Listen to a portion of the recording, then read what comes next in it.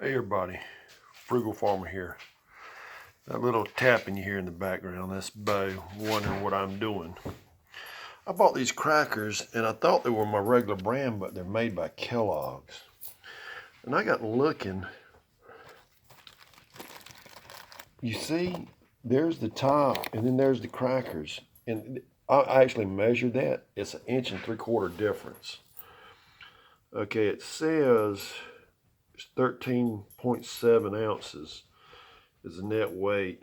So I got out my soap scales and I got 14.1 ounces, and this thing's pretty accurate.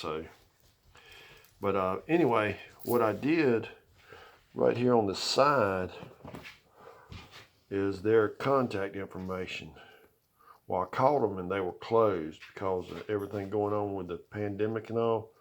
So I sent them an email and sent them pictures where I measured.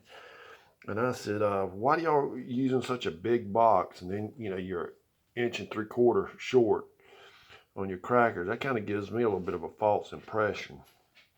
And so they said that, settling could occur, but they ain't no settling occurred. All them crackers are intact. And so I bought 3 boxes. I opened up the second box, and sure enough, they're short too.